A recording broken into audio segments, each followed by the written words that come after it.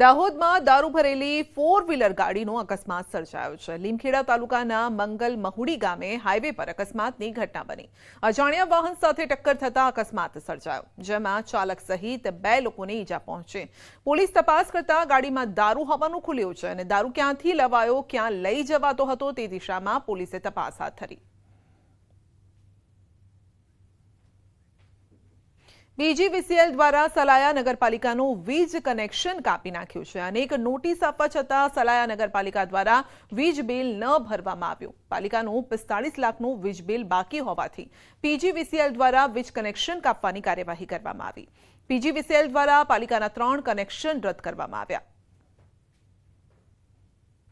સલાયા નગરપાલિકામાં ટોટલ 45 લાખના લેણા બાકી હોય, જેમાં વોટરવર્ક્સ, નગરપાલિકા સ્ટ્રીટ લાઇટ તેમજ નગરપાલિકા ઓફિસના પણ લેણા બાકી હોય। વારંવાર ચીફ ઓફિસર સાહેબને રૂબરૂ તેમજ લેખિતમાં પણ રજૂઆત કરેલ છે, તેમ છતાં તેમનું પેમેન્ટ ન થતાં સલાયા નગરપાલિકાની ઓફિસ તેમજ સ્ટ્રીટ લાઇટ તેમજ કોમ્યુનિટી હોલનું કનેક્શન કાપેલ છે। આ તરફ દ્વારકાના ઓખા વિસ્તારમાં અસામાજિક તત્વોના ગેરકાયદેસર દબાણો દૂર કરવામાં આવ્યા છે। તંત્ર દ્વારા બુલડોઝર દ્વારા કાર્યવાહી હાથ ધરવામાં આવી। ચુસ્ત પોલીસ બંદોબસ્ત ગોઠવીને ઓખા નગરપાલિકા ટીમ દ્વારા ડિમોલિશન કરવામાં આવ્યું।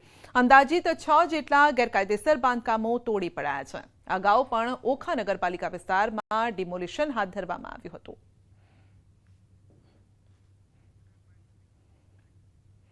સુરતમાં સામાજિક તત્વો સામે પોલીસની કાર્યવાહી। અલગ અલગ વિસ્તારમાં ક્રાઇમ બ્રાન્ચનું પેટ્રોલિંગ। અસામાજિક તત્વો ગુનાખોરી ન કરે તે માટે પ્રયાસ। શહેર ક્રાઇમ બ્રાન્ચ દ્વારા ડ્રોન મારફતે વિસ્તારમાં સર્ચ ઓપરેશન હાથ ધરાયું। શહેરના 5 વિસ્તારોમાં ડ્રોન પેટ્રોલિંગ કરવામાં આવ્યું। શહેરના પાંડેસરા, ડિંડોલી, ભેસ્તાન, ઊન પાટિયા, કોસાડ વિસ્તારમાં ડ્રોનથી સર્ચ હાથ ધરાયું છે। રોડ પર કે સોસાયટીના નાકે અસામાજિક તત્વો દેખાય તો પોલીસ ત્યાંથી કાર્યવાહી કરતી હોય છે। અમદાવાદમાં તોફાની તત્વો ફરી બેફામ બન્યા છે। એપીએમસી માર્કેટમાં યુવકને માર માર્યો। મારની ઘટના સીસીટીવીમાં કેદ થઈ છે અને 20 તારીખે યુવકને અસામાજિક તત્વોએ માર માર્યો હતો અને સમગ્ર મામલે વેજલપુર પોલીસે તપાસ હાથ ધરી છે। તો સીસીટીવી સામે આવ્યા છે, જેમાં યુવકને માર મારવામાં આવી રહ્યો છે। 2 થી 3 લોકો આસપાસ દેખાઈ રહ્યા છે, જે યુવકને માર મારી રહ્યા છે। એપીએમસી માર્કેટની આ ઘટના છે, જો કે આનું કારણ શું છે તે સામે નથી આવ્યું। મહેસાણામાં કેમિકલ માફિયા બેફામ છે। સુરપુર ગામ નજીક કેમિકલની બેગ ઠલવાઈ હતી। રોડની સાઈડમાં કેમિકલ બેગ ઠાલવાતા લોકો પરેશાન થયા છે। બહુચરાજી હારીજ હાઈવે પર સુરપુર ગામના પાટિયા પાસે કેમિકલની બેગનો જથ્થો મળી આવ્યો। કેમિકલના કારણે લોકોને શ્વાસ લેવામાં પણ તકલીફ પડી રહી છે। ખેતરમાં કામ કરતા લોકોને શ્વાસ લેવામાં તકલીફ થઈ રહી છે। ખાંસી જેવી સમસ્યા થતા ખેડૂતો પણ પરેશાન છે।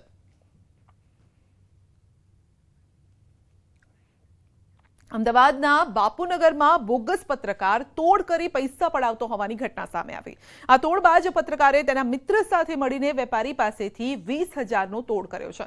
લગભગ 1 મહિના પહેલા તૈશીન ખાન પઠાણ નામના વેપારીએ કામદાર એસ્ટેટ શેડમાં બીજો માળ બનાવવાનું કામ શરૂ કર્યું હતું અને જ્યાં આ બોગસ પત્રકાર રઘુવીરસિંહ આવી પહોંચ્યો અને એમસીની મંજૂરી લીધી નથી તેમ કહી તોડ કરવાના નામે 50,000ની માંગ કરી। જોકે ત્યારે ઈરાદો પૂર્ણ ન થતા 2 દિવસ બાદ ફરી તેના મિત્ર રમેશ સાથે વેપારીના કારખાના પર આવ્યો। 20,000ની માંગ કરી 20,000નો તોડ કરી બોગસ પત્રકાર તેમજ તેનો મિત્ર ફરાર થઈ ગયા। વેપારીએ આ મામલે પોલીસ ફરિયાદ નોંધાવતા બોગસ પત્રકારનો મિત્ર રમેશ તેની ધરપકડ કરાઈ છે, જ્યારે કે ફરાર પત્રકાર રઘુવીરસિંહની શોધખોળ હાથ ધરાઈ છે।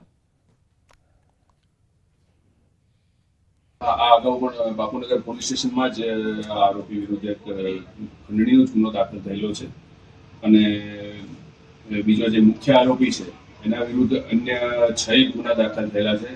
એને પ્રોહિબિશનનો પણ ગુનો છે, એને તડીપાર પણ 2 વખત કરવામાં આવેલો છે અને તડીપાર હોવા છતાં તે અહીંયા વિસ્તારમાં ફરતો હોવાથી જીપીએફ 142 મુજબની કાર્યવાહી પણ 3 થી 4 વખત એના વિરુદ્ધમાં ગુનો દાખલ કરીને કરવામાં આવેલો છે। અમદાવાદના કાંકરિયા ખાતે આવેલા પ્રાણી સંગ્રહાલયમાં હવે તમને વધુ એક વાઘ, એક વાઘણ, 10 ગાડિયાર જોવા મળશે। વાઘ વાઘણની જોડીને વીરભૂમિ નામ અપાયું છે, જે લોકો માટે આકર્ષણનું કેન્દ્ર બની રહેશે। તો સાથે જ 10 જેટલા કાળિયાર પણ મુલાકાતીઓને જોવા મળશે. કાંકરિયા પ્રાણી સંગ્રહાલયમાં પ્રાણી પક્ષીઓ અને સરીસૃપના દર વર્ષે મોટી સંખ્યામાં બચ્ચાઓ જન્મે છે, જેને મધ્યપ્રદેશના ગ્વાલિયર ઝૂને આપવામાં આવ્યા. તો સામે વાઘ વાઘણની જોડી અને 10 કાળિયાર લાવવામાં આવ્યા છે. અમદાવાદ અને મધ્યપ્રદેશ ઝૂ વચ્ચે વિનિમય અંતર્ગત અમદાવાદ ઝૂ દ્વારા પ્રાણીઓ, પક્ષીઓ અને સરીસૃપ આપવામાં આવ્યા છે. પ્રાણીઓને ન્યૂ ઓથોરિટી નવી દિલ્હીના નીતિ નિયમો અનુસાર 1 માસ સુધી ક્વોરન્ટાઇનમાં રાખવામાં આવશે અને ત્યારબાદ આજે મુલાકાતીઓ માટે જોવા માટે ખુલ્લા મૂકવામાં આવેલ છે. આપણે ત્યાંથી એ બચ્ચા એમને ત્યાં મોકલીએ છીએ અને એની સામે આપણી પાસે જે ડિમાન્ડ હોય એ આપણે લાવીએ છીએ. આની પહેલાં પણ આ જ પ્રકારે આપણે વાઘ લાવવામાં આવ્યા હતા નાગપુરથી, અને આ બધાની અંદર સેન્ટ્રલ ઝૂ ઓથોરિટીની ગાઈડલાઈન હોય છે જેને આપણે ફોલો કરવાની હોય છે. એમના નિર્દેશ અનુસાર એમની જે આપણને ગાઈડલાઈન મળે, એમની અનુમતિ મળે એ પછી જ આ પ્રકારના કાર્યક્રમો થતા હોય છે. ઉનાળામાં ગરમીથી બચવા લોકોએ તૈયારીઓ કરી લીધી છે, અને ત્યારે કાંકરિયા પ્રાણી સંગ્રહાલય ખાતે પ્રાણીઓ માટે પણ વિશેષ વ્યવસ્થા કરાઈ છે. ઝૂ ઓથોરિટી દ્વારા સંગ્રહાલયમાં કુલ 34 કુલર મુકાયા છે. સાથે જ દરેક જગ્યાએ ગ્રીન નેટ લગાવવામાં આવી છે અને સતત પાણીનો છંટકાવ કરી ગરમી દૂર ભગાડવામાં આવે છે. ઉપરાંત ગરમીને ધ્યાને લઈ પ્રાણીઓના ડાયટમાં પણ ફેરફાર કરવામાં આવ્યો છે અને ડિહાઇડ્રેશનથી બચાવવા પીવાના પાણીમાં ORS મિલાવવામાં આવશે. અમારા બહેનોની બધા આવ્યા છે, એટલે ભાણીઓને લઈને જોવા આવ્યા છે. પણ આ વ્યવસ્થા બહુ સરસ લાગી કે ઉનાળામાં આપણે જ નથી રહી શકતા તો એનિમલ કઈ રીતના રહી શકે એમ. તો એના માટે આ કુલરની એની સુવિધાઓ આ લોકોએ બહુ સરસ કરી છે. અને આ લાયન બી એની સરસ આનંદ લે છે, એની સામે આવીને સરસ બેઠા છે, સરસ એનો ઠંડી ઠંડી હવાનો આનંદ લે છે, મજા આવે છે. આ છોકરાઓને બી જોઈને સરસ મજા આવે છે, એ બી એનો આનંદ લે છે અને અમને પણ ખૂબ મજા આવી. જ્યારે પણ ગરમીનું વાતાવરણ આવે ત્યારે આપણે પ્રાણી સંગ્રહાલયની અંદર વિશેષ વ્યવસ્થાઓ કરવામાં આવે છે. આપ જોઈ શકો છો કે અહીં મોટા ભાગના ઇન્ડસ્ટ્રીયલ કુલર લગાવવામાં આવે છે, જે ખૂબ જ ઠંડક આપે છે. ફક્ત પ્રાણીઓને નહીં પણ આખા વાતાવરણમાં ઠંડક થાય છે. અને જ્યાં ડાયરેક્ટ સનલાઇટ આવે છે ત્યાં ગ્રીન નેટ લગાવવામાં આવે છે. જે પ્રાણીઓને પાણી પસંદ છે, હિપ્પોપોટેમસ છે, મગર છે, ત્યાં પાણી હોજ ભરીને રાખવામાં આવે છે, જેથી પ્રાણીઓ પાણીમાં જઈ શકે. અને બધા પ્રાણીઓને અંડર ઓબ્ઝર્વેશન રાખવામાં આવે છે. અને જ્યારે 45 ડિગ્રીથી ઉપર ટેમ્પરેચર જાય ત્યારે પાણીની અંદર સ્પેશિયલ પ્રકારની દવાઈ આપીને, જેને એન્ટી સ્ટ્રેસ મેડિસિન કહીએ, એ નાખવાથી પ્રાણીઓને લૂ નથી લાગતી. તો બધા પ્રાણીઓને વ્યવસ્થિત રીતે ગરમીની અંદર કોઈ તકલીફ ના પડે એ મુજબની વ્યવસ્થા કરવામાં આવી છે. જે પ્રાણીઓને પાણી ગમતો હોય, હિપ્પોપોટેમસ છે, મગર છે, ટાઈગર્સ છે, એ લોકોને પાણીની બહુ જરૂરિયાત હોય છે. એ માટે અમારે ધ્યાન રાખવું હોય કે પાણીની હોજ ભરેલી રહે, એની અંદર ભેજનું વાતાવરણ રહે તો પાણીનો છંટકાવ થાય. અને જ્યાં ડાયરેક્ટ સનલાઇટ આવતી હોય એ એમના ઉપર ના પડે એ માટે ત્યાં ગ્રીન નેટ લગાવવામાં આવે છે. ઉનાળાની ઋતુમાં અમદાવાદનું તાપમાન 40 ડિગ્રીથી વધારે થઈ જતું હોય છે. આવી પરિસ્થિતિની અંદર પ્રાણીઓ પરેશાન ન થાય તે માટે અમદાવાદના કાંકરિયા વિસ્તારમાં આવેલા પ્રાણી સંગ્રહાલયમાં વિશેષ પ્રકારે વ્યવસ્થા કરવામાં આવી છે. આ મારી પાછળ જોઈ રહ્યા છો કાંકરિયા પ્રાણી સંગ્રહાલયના આ દ્રશ્યો છે કે જ્યાં પ્રાણીઓ માટે કુલરની વ્યવસ્થા કરવામાં આવી છે. દીપડા, ચિત્તા, વાઘ જેવા અનેક પ્રકારના પ્રાણીઓ માટે આ પ્રકારે કુલરની વ્યવસ્થા કરવામાં આવી છે. સાથે પક્ષીઓને હીટવેવ ન થાય તે માટે તેમના માળામાં અને તેની આસપાસના વિસ્તારની અંદર સૌથી વધારે પાણીનો છંટકાવ કરવામાં આવે છે, જેથી ઠંડક રહે ને હીટવેવનો ભોગ પક્ષીઓ ન બને.